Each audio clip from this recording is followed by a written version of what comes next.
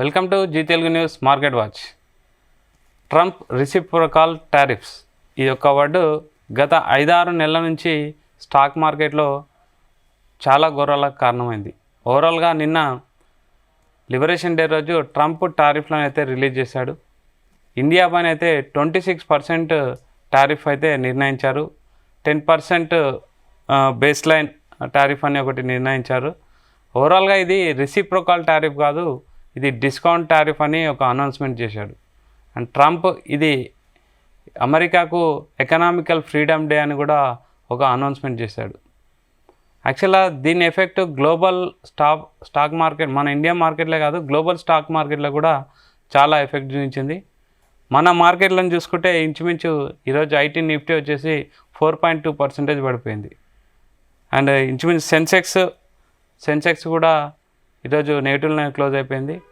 ఓవరాల్గా ట్రంప్ యొక్క టారిఫ్లు స్టాక్ మార్కెట్ల పైన ఎలా ఉన్నాయి, అసలు ఈ టారిఫ్లు కరెక్టేనా? మనతో మాట్లాడడానికి, అనాలిసిస్ చేయడానికి స్టాక్ మార్కెట్ అనలిస్ట్ రేవంత్ గారు ఉన్నారు.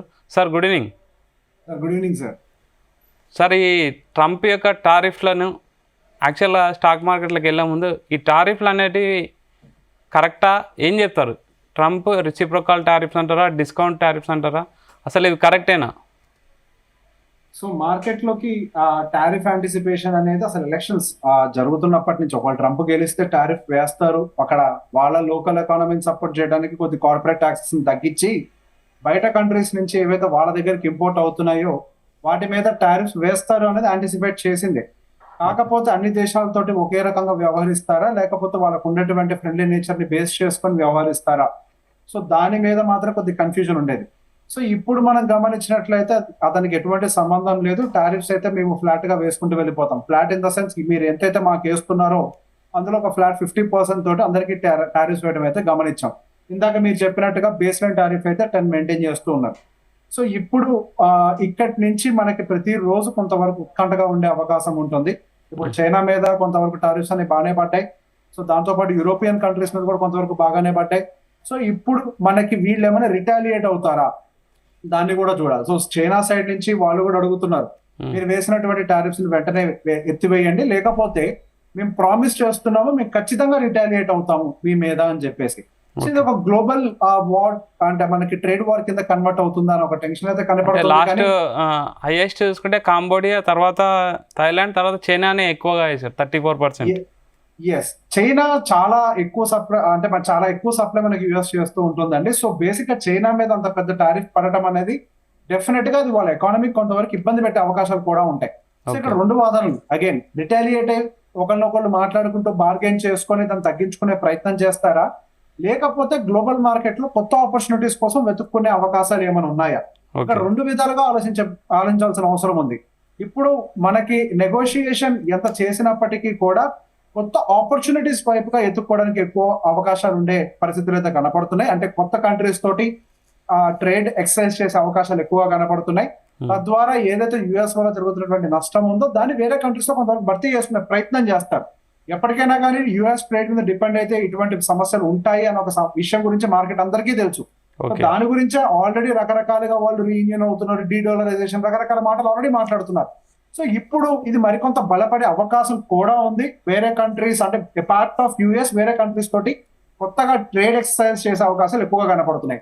సో మనకు ఒక మంచి విషయం మనకి జరిగింది ఏంటి, సో బేసిక్ గా మనకి గ్లోబల్ మార్కెట్స్ అంతా కూడా కొంతవరకు ఇంపాక్ట్ అయ్యాయి, కానీ ఇండియన్ మార్కెట్స్ లో ఈ రోజు ఇంపాక్ట్ అనేది కన్సిడరబుల్ చాలా తక్కువగా ఉంది. ఈ రోజు మనకి నిఫ్టీ ఇదంతా కూడా హార్డ్లీ మనకి ఒక 0.3, అంటే ఎక్స్పెక్టేషన్స్ చాలా ఉండే సార్. ఈ రోజు ఏదో అయిపోతుంది మార్కెట్ లో అని అయితే చాలా ఉండే. మన ఇండియన్ మార్కెట్ల వైపు వచ్చేస్తే స్టార్ట్ అవ్వడమే గ్యాప్ డౌన్ 500 తో స్టార్ట్ అయిపోయింది, తర్వాత కన్సాలిడేషన్కి వెళ్ళిపోయింది. ఓవరాల్ ఎలా చూస్తారు ఈరోజు మార్కెట్ అండ్ నెక్స్ట్ మార్కెట్, మన Indian markets Nifty and Sensex పరిస్థితి ఏంది? సో మన market as I said before, like మనకి మార్కెట్ అయితే కంప్లీట్ గా కన్సాలిడేట్ అయిపోయింది. మనకి 0.3% మాత్రమే నెగిటివ్ గా క్లోజ్ అయింది. అది పెద్ద ఎత్తున నెగిటివ్ అన్న మాట కూడా మనం వాడటానికి ఏం లేదు. కంపారిటివ్లీ స్ట్రాంగ్ గా క్లోజ్ అయిందనే చెప్పాలి. ఎక్కడ మనకి ప్రపంచం అంతా కూడా మిగతా మార్కెట్స్ అన్ని కూడా విపరీతంగా బ్లీడ్ అవుతున్నటువంటి పరిస్థితుల్లో మన ఇండియన్ మార్కెట్ 0.3 క్లోజింగ్ అంటే మాత్రం మంచి క్లోజింగ్. ఈ రోజు కేవలం ఐటీ సెగ్మెంట్ మాత్రమే మనకి ఒక 4% నెగిటివ్ క్లోజింగ్ ఇచ్చింది. ఇఫ్ నాట్ ఐటీ ఈ రోజు కనుక మన నిఫ్టీ అయితే డెఫినెట్ గా పాజిటివ్ గా క్లోజ్ అయ్యే అవకాశాలు ఉండేవి.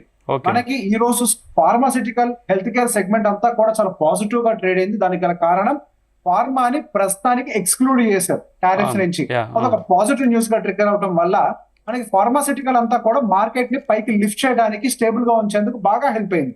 ఓకే. సో గోయింగ్ ఫర్దర్ మనకి ఫార్మాసిటికల్ మీద పెద్ద ఎత్తున బర్డన్ పెట్టరు అనే యాంటిసిపేషన్ కూడా ఉంది. నిన్న మనం మాట్లాడుకున్నప్పుడు కూడా అదే విషయం చెప్పాము. హ్మ్. ఫార్మాసిటికల్ సెగ్మెంట్ కి సంబంధించి మాత్రం కొద్దిగా కాషియస్ గా బిహేవ్ చేస్తారు.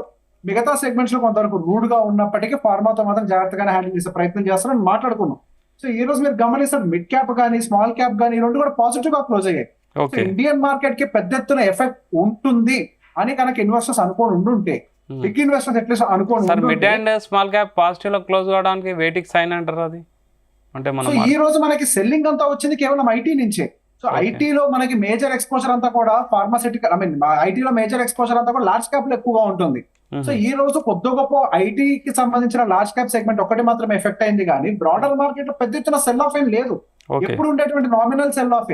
ఆటోమొబైల్ సెగ్మెంట్ మీద టారిఫ్ యాంటిసిపేటెడ్ 25% ఫ్లాట్ వేస్తామని చెప్పారు. Hmm. సో దానికి గాను ఒక -1.4% కరెక్ట్ అయింది.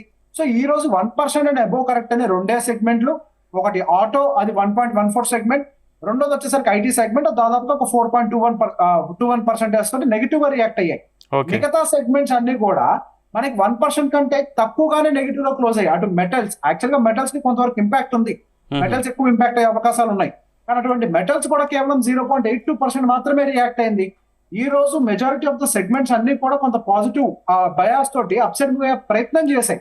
కన్సంప్షన్ కానీ, ఎఫ్ఎంసీజీ, ఇన్ఫ్రాస్ట్రక్చర్, ఎనర్జీ, బ్యాంకింగ్, ఇవన్నీ కూడా పర్టికులర్ పిఎస్యు బ్యాంకింగ్, ఇవన్నీ కూడా కొంత పాజిటివ్ గా మార్కెట్ ని సపోర్ట్ చేసే ప్రయత్నం చేస్తున్నాయి. సో యుఎస్ టారిఫ్ ప్రభావం మన భారతదేశం మీద ఎక్కువగా ఉండే అవకాశాలు అయితే లేవు. మన భారతదేశం ఎక్కువగా సెల్ఫ్ కన్సంప్షన్ మీద ఫోకస్ చేస్తోంది. ఈ రోజు కూడా మన మార్కెట్ లో సెల్ఫ్ కన్సంప్షన్ అనే ఒక థీమ్ మార్కెట్ ని స్టెబిలైజ్ చేసే ప్రయత్నం చేసింది. అండ్ దాంతో పాటుగా ఫార్మాసిటికల్ మీద టారిఫ్ ఉండకపోవచ్చు అనే ఒక యాంటిసిపేషన్ కూడా మార్కెట్ ని కొంత స్టేబుల్ గా ఉంచే ప్రయత్నం చేసింది. కానీ మార్కెట్ ఇక్కడ నుంచి పైకి వెళ్తుందా అంటే అటువంటి అవకాశాలు అయితే ఎక్కువగా లేవు. సో ఇప్పుడు ట్రేడ్ వార్ రిలేటెడ్ ఏమైనా అన్సర్టనిటీస్ వచ్చే అవకాశాలు ఉంటాయి కాబట్టి ఈ మార్కెట్ లో అప్ అండ్ డౌన్ మూమెంటం తోటి మనకి మార్కెట్స్ అనేవి ఒకటే రేంజ్ లో కన్సాలిడేట్ అవ్వచ్చు. మనం ఇంతకు ముందు కూడా చెప్పాం, మార్కెట్ లో జరిగేటువంటి కరెక్షన్ ఆల్మోస్ట్ ఒక బాటమ్ లైన్ కి వచ్చింది. అది మేబీ ఒక కన్సాలిడేషన్ ఫేజ్ లోకి ఎంటర్ అవ్వచ్చు. కానీ ఈ టారిఫ్ ఏమి మార్కెట్ ఆల్ టైమ్ హై కి తీసుకువెళ్తుందన్న పాయింట్ ఆఫ్ వ్యూలో మనం ఎప్పుడు డిస్కస్ చేసింది లేదు. హై ఛాన్స్ ఆఫ్ కన్సాలిడేషన్ కనిపిస్తుంది మార్కెట్ లో. సార్ మనం టెక్నికల్ వైజ్ వచ్చేసి సార్ నిఫ్టీ వచ్చేసి 23,150 ఓపెన్ అయింది. హై చూసుకుంటే 23,306. Yes sir next Nifty levels ఏంటి, మనకు సపోర్ట్ కానీ రెసిస్టెన్స్ కానీ ఏమి ఉండబోతున్నాయి? సో మనకి మార్కెట్ ఫాల్ అయిన దగ్గర నుంచి గమనిస్తే 26,300 దగ్గర నుంచి దాదాపు 22,000 వరకు కూడా కిందకి ఫాల్ అయింది. సో దీని మొత్తానికి కూడా ఒక 50% ఫిబోన్ కనుక మనం తీసుకున్నట్లయితే సుమారుగా అది 24,150 దగ్గరకు వస్తుంది అనమాట. అంటే బేసిక్ గా 24,150 అబౌవ్ క్లోజ్ అయినంత వరకు మనకి ఎటువంటి పాజిటివ్ బయాస్ మెయింటైన్ చేసే అవకాశాలు లేవు. సో అది బ్రేక్ చేయడానికి ఏమైనా ప్రయత్నం జరుగుతుందా అంటే అదంత ఈజీ కాదు. అక్కడ సెల్లర్స్ అనే వాళ్ళు కూడా చాలా స్ట్రాంగ్ గా ఉండే అవకాశం ఉంది. మార్కెట్ పాయింట్ ఆఫ్ వ్యూ లో మార్కెట్ ఇక నుంచి నిన్నటి వరకు టారిఫ్ రిలేటెడ్ టెన్షన్స్, ఇప్పటి నుంచి కంపెనీల నంబర్ల మీద కూడా ఫోకస్ చేస్తుంది. కంపెనీల యొక్క నంబర్లు ఎటువంటి పాజిటివ్ ఒపీనియన్ క్రియేట్ చేయకపోతే, అంటే గైడెన్స్ ఇవ్వకపోతే మార్కెట్స్ వాటిని పాజిటివ్ గా తీసుకొని పైకి తీసుకెళ్ళవు కదా. సో అట్లీస్ట్ ఇప్పుడు మన కంపెనీ నెంబర్లో అద్భుతంగా వస్తే యాంటిసిపేషన్ అయితే లేదు. మేబీ ఒక ఎస్టిమేట్స్ తోటి ఇన్లైన్ అవుతాయేమో కానీ పెద్ద ఎత్తున పాజిటివ్ గా అయితే రావు. ట్రేడర్స్ ఎక్కువ అబ్జర్వ్ చేయాల్సిన విషయం ఏంటి సార్ నిఫ్టీ లెవెల్స్? కంపెనీల యొక్క గైడెన్స్ ఎలా ఇవ్వబోతున్నారు. మనకి ఇప్పుడు ఆల్రెడీ మనకి రిజల్ట్ సీజన్ వచ్చింది. ఇది ఏప్రిల్ ఇవాళ 3వ తారీఖు ఆల్రెడీ రిజల్ట్ సీజన్ వచ్చింది. ఇక్కడ నుంచి కంపెనీలు వాడి యొక్క నంబర్లు పోస్ట్ చేసుకుంటూ వెళ్తూ ఉంటారు. ఆల్రెడీ ఎగ్జిస్టింగ్ ఇప్పుడు పోస్ట్ చేసినటువంటి నంబర్స్ కంటే కూడా వాళ్ళ యొక్క గైడెన్స్ ఎలా ఉంటుంది అని ఒక దాని మీద ఎక్కువగా ఫోకస్ చేయాలి. వాళ్ళ గైడెన్సే భవిష్యత్తులో వాళ్ళు చేయబోయేటువంటి వ్యాపారానికి మనకు ఒక మైల్ రాయిగా కనిపిస్తుంది. సో ఆ గైడెన్స్ కనుక బాగుంది అనుకోండి కొంతవరకు పర్వాలేదు. గైడెన్స్ వీక్ గా ఉంది అనుకోండి డెఫినెట్ గా మనం కూడా కొంతకాలం పాటు వెయిట్ చేయాల్సిన అవసరం ఉంటుంది. సో బేసిక్ ఇక్కడ ఇంకో పాయింట్ కూడా అర్థం చేసుకోవాలి. మన self consumption point of view లో మన మార్కెట్ ఉంది కాబట్టి ఎక్కువ కరెక్ట్ అవ్వట్లేదు అని అంటున్నాం. సెల్ఫ్ కన్సంప్షన్ అనేది బూస్ట్ అవ్వాలన్నా కానీ మరొక 6 నెలల సమయం పట్టే అవకాశం అయితే ఉంది. అంటే 6 నెలలు అసలు జనవరి పాయింట్ ఆఫ్ నుంచి మాట్లాడుతున్నా, అంటే జూన్ జూలై వరకు టైం పట్టే అవకాశం ఉంది.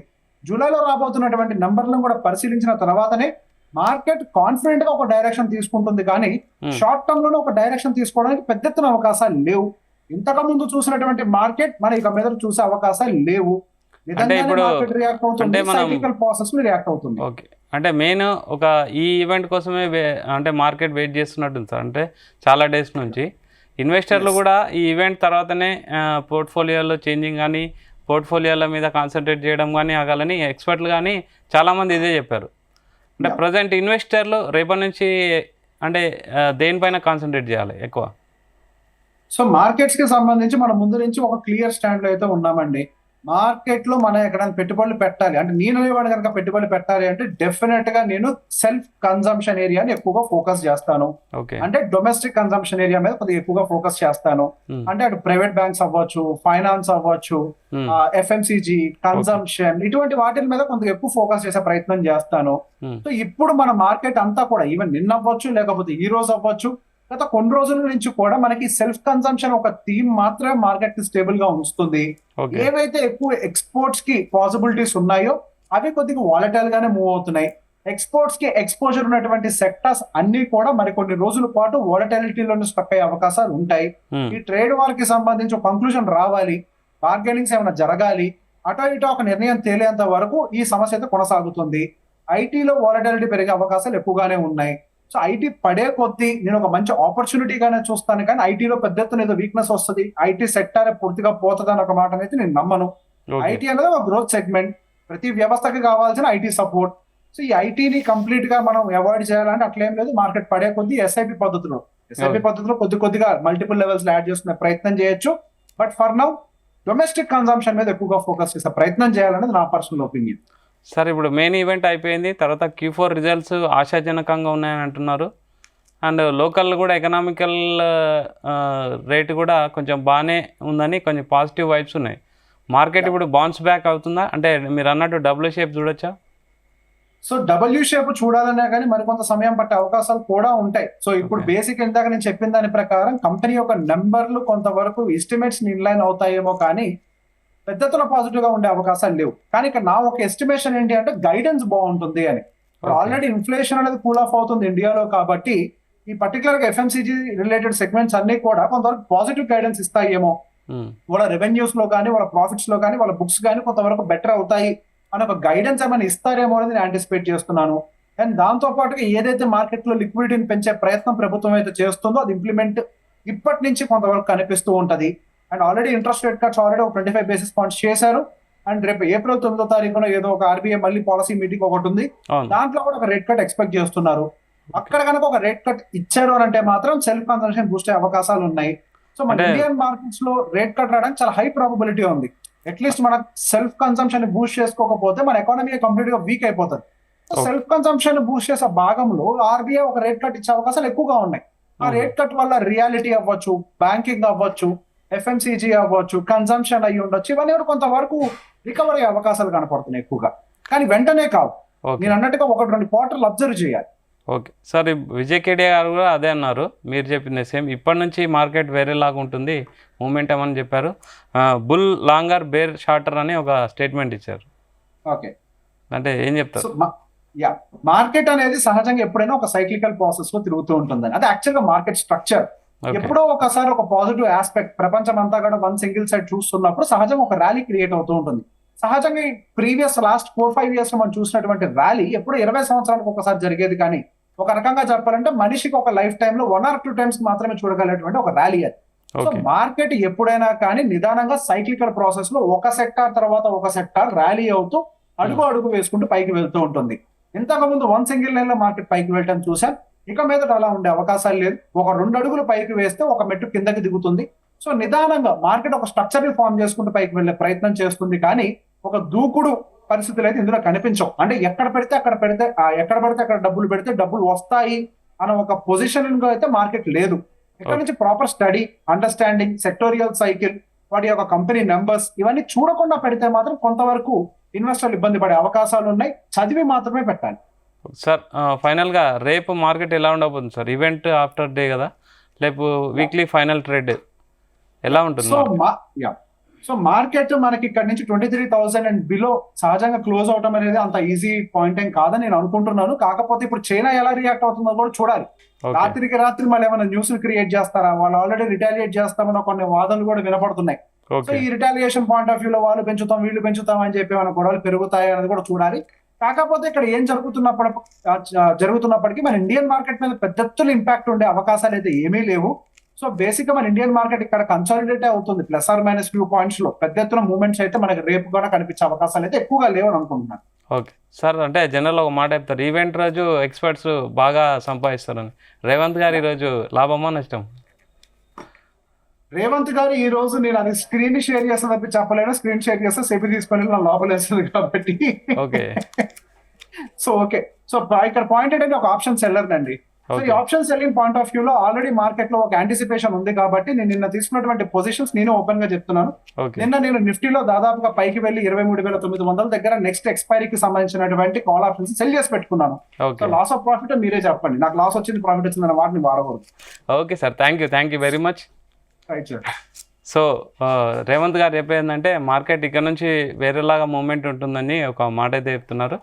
ఇన్వెస్టర్లు కూడా కొన్ని సెక్టార్లు సెలెక్టెడ్ మెయిన్ ఫార్మా సెక్టార్ కొంచెం లాభాలు ఉంది, అలాంటి సెక్టార్లను స్టడీ చేసి ఇన్వెస్ట్ చేయొచ్చని సజెస్ట్ చేస్తున్నారు. Keep watching Zee Telugu news.